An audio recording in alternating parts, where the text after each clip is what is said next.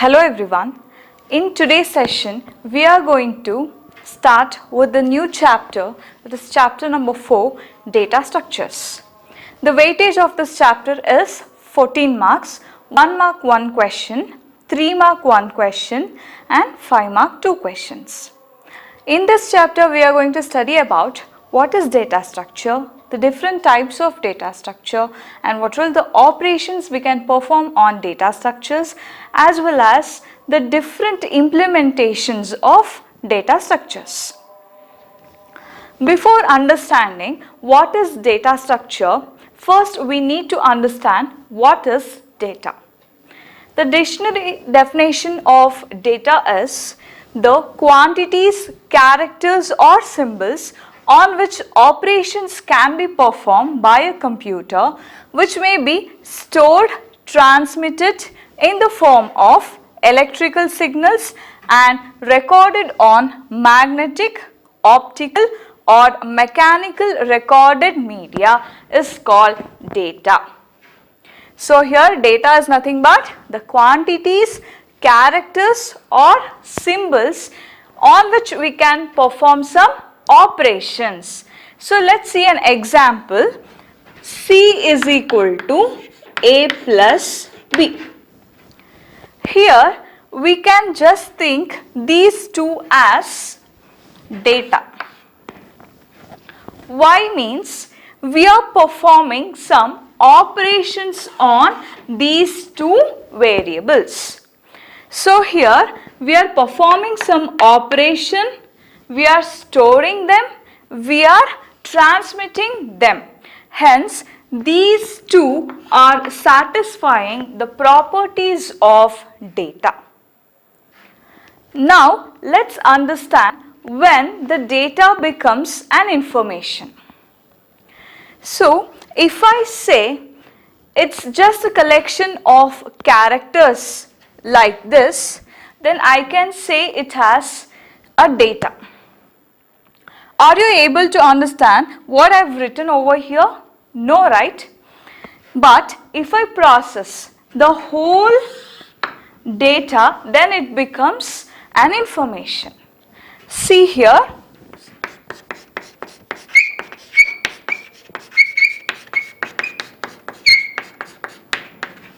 I am going to arrange these data in a systematic manner.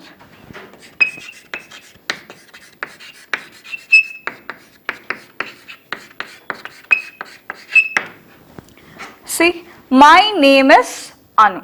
It's quite understandable now.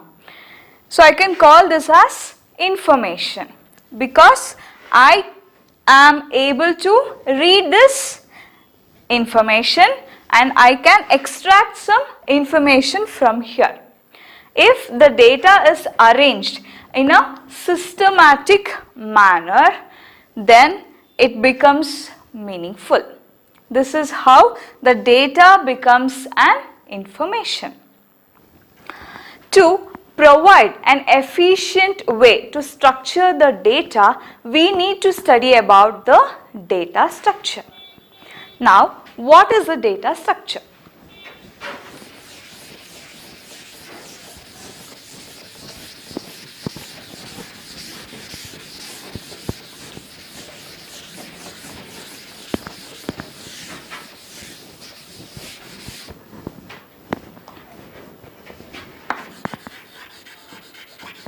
What is data structure?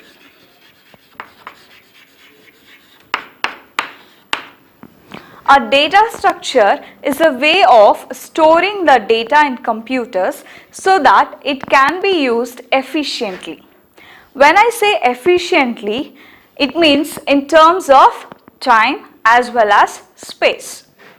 So consider the classical data structure, example, arrays. Now let's see why data structures are very important to us. Instead of creating multiple variables of same type, why can't we create one array and store all the data in that Example, storing strings. What are strings? Strings is nothing but a collection of characters. So this string contains 100 such characters. Are you going to create 100 such variables to store these values? No, we are just creating an array to store all these characters in an array.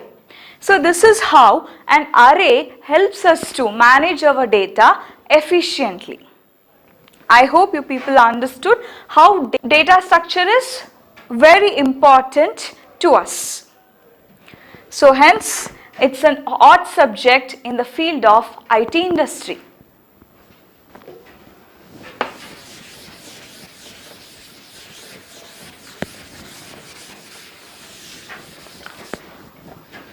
Now I will explain you with a real life example. That is how we are using the data structure in our daily life. Example, storing the details of friends' information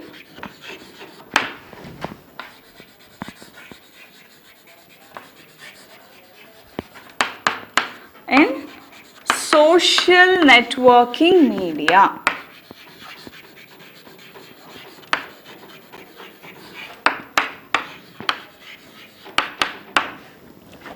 Do you know how Facebook is storing the friends' information? See, here Anu is having friendship with Abhi. So this edge represents the relationship between Anu and Abhi. And Anu is having friendship with Suma. Suma is having friendship with Sindhu. And Sindhu is having friendship with Abhi. But here notice, Anu is not friend of Sindhu. Anu and Sindhu are not friends. Hence there is no edge between Anu and Sindhu. Now do you guess which data structure is used to store this information? It's a graph. It's a graph. Graph data structure is used to store the friends' information in Facebook. Now, let's see the classification of data structures.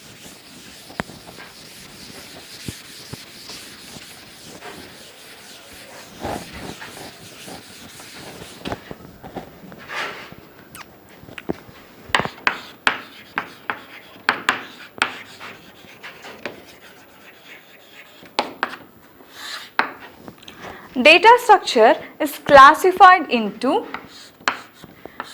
primitive data structure and non-primitive data structure.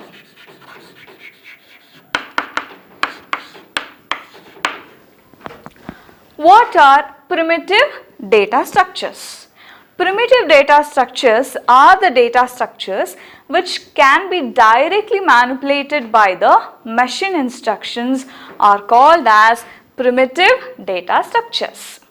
An example for primitive data structures are int, char, float, double and pointers or primitive data structures. So these are all the data types which we have studied in C++ and these are all primitive data types. The basic operations which we can perform on primitive data types are, first one is create operation, second one is destroy, third one is select and fourth one is update. So these are the 4 basic operations which we can perform on primitive data structures. So now let's see what is create operation. So create operation is used to create the new data structure. So it tells the memory to allocate some space for the variables. For example, if I create int x, so I am creating the variable x here of type int data type. So it tells the memory to allocate 2 bytes of space for this variable x. Next, destroy. Why we use destroy operation? Destroy operation is to remove the unwanted variables from the memory. So C++ uses destructor member function to delete all the objects. Next, select. Select operation is used to access the data items in the data structure. Update. Update operation is used to update the values. For example, int x is equal to 2. Here the value of x is 2, but I want to change the value of x from 2 to 4. So for that I am going to use this update operation to change the value of x to 4. After that the value of x becomes 4. So these are all the operations which we can perform on primitive data structures. Now, what are non-primitive data structures? These are the data structures which we cannot manipulate it directly by the machine level instructions are called non-primitive data structures. So non-primitive data structures are further divided into linear and non-linear data structures. Linear data structures and non-linear data structures. What are linear data structures? If the elements are arranged in a sequential manner, then we can call it as linear data structure.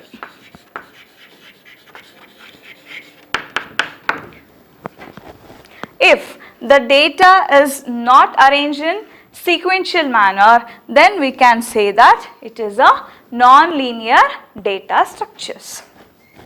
So an example for linear data structures are arrays,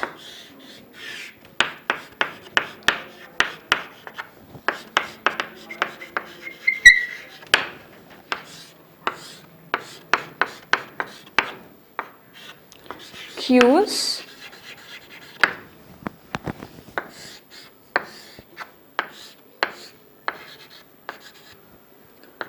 stacks,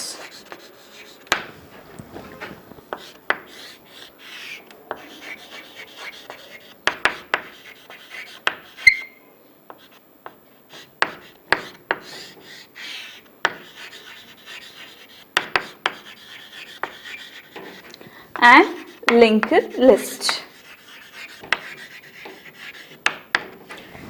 So these are all the examples of linear data structures.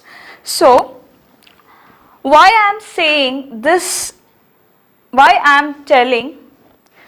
am saying these are all linear data structures means here the elements are arranged in a sequential manner, and another method of finding the linear data structures are, here if you observe, each element is having one predecessor as well as one successor, although it is having one exception.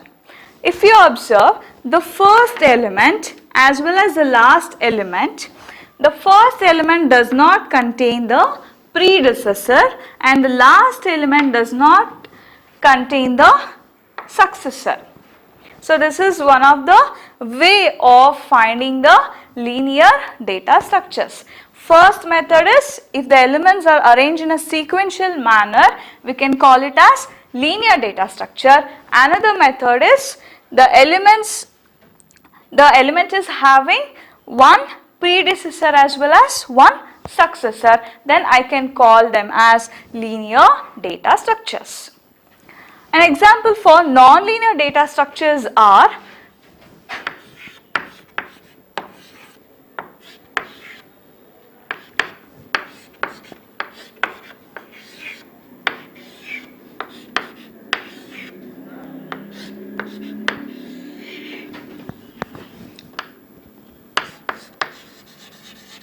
trees as well as graphs.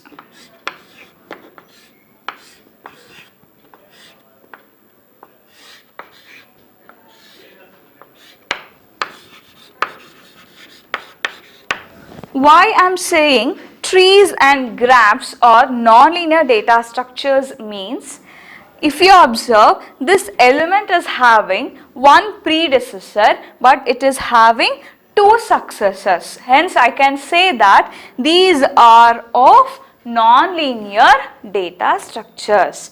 I hope you people understood how to classify linear data structure as well as nonlinear data structures. And what are the operations we can perform on linear data structures?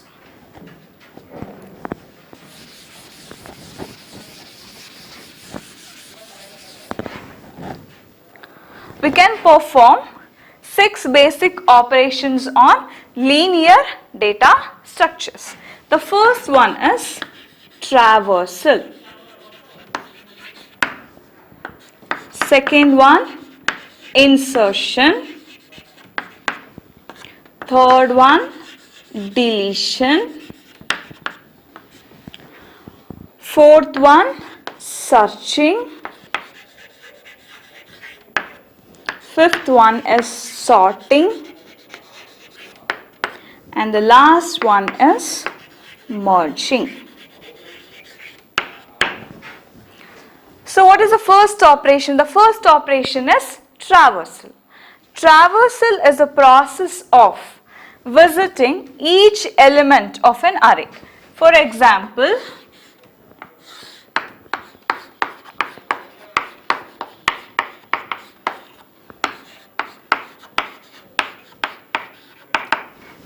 so this is our array.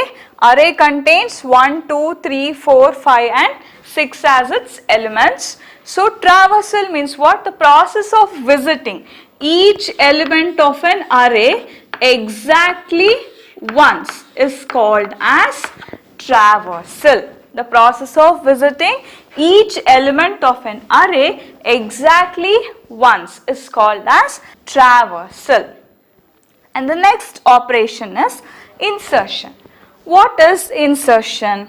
See, in this array we are having 1, 2, 3, 4, 5 and 6 as elements. So I want to add another element after this 6.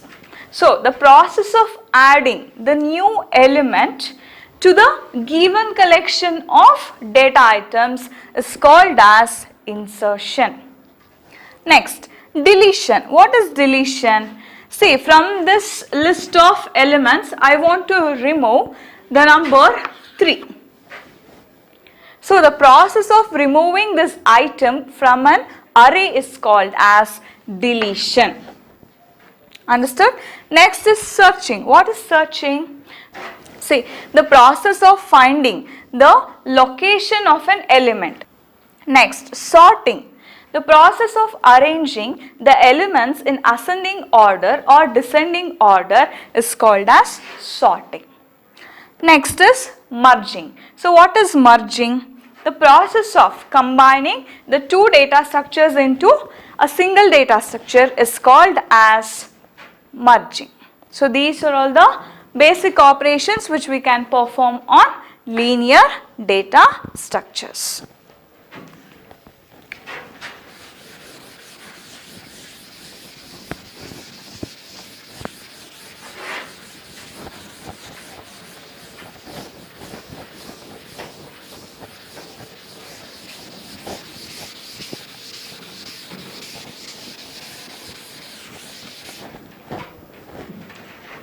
Now let's see what is an array.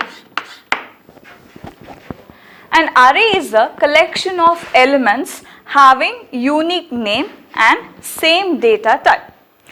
I want to store the numbers 10, 20, 30 and 40. So all these numbers are of integer data type and the array name is A. The array name is A. So all the values are having the unique name as well as the same data type. So these data items of an array are also called as elements. Elements. And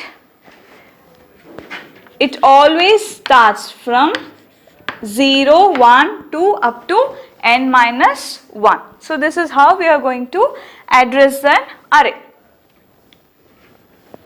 These are all called as subscripts or index of an array. So how to create an array? The syntax to create an array is data type, array name, size. An example for this is int a of 4. So here int is the data type of an array, a is the array name, 4 is the size of an array. So this is about arrays. Next, types of arrays. Types of arrays. One dimensional array,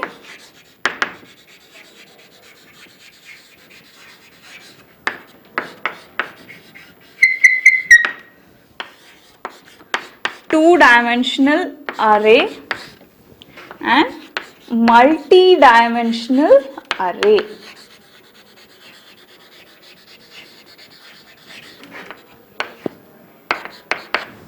So what is one-dimensional array? An array is having only one subscript or one row or column, then we can say it as one-dimensional array. And next is two-dimensional array. What is two-dimensional array? An array which is having two subscripts is called as two-dimensional array. When it comes to multi-dimensional array, an array which is having n subscripts are called as multi-dimensional arrays.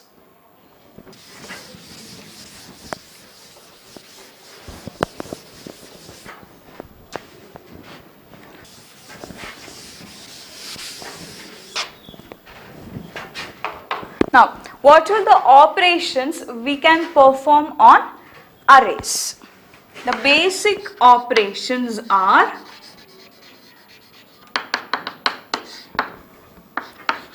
traversal,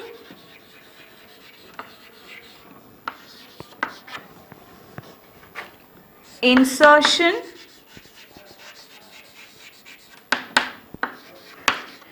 deletion, searching, sorting as well as merging. So what is traversal? As I have told earlier, the process of visiting each element of an array exactly once is called as traversal. Insertion means the process of adding new item to the given collection of items is called as insertion. Deletion, the process of removing an existing item from the given collection of items are called as deletion. When it comes to searching, the process of finding the location of an element in an array is called as searching. When it comes to sorting, the process of arranging the elements in ascending or descending order is called as sorting. Merging, the process of combining the two data structures into single data structure is called as merging. So in this session we have discussed about what is data structure, why do we need to study data structure, and what are all the different types of data structures, and as well as arrays and what are all the operations we can perform on arrays. Thank you.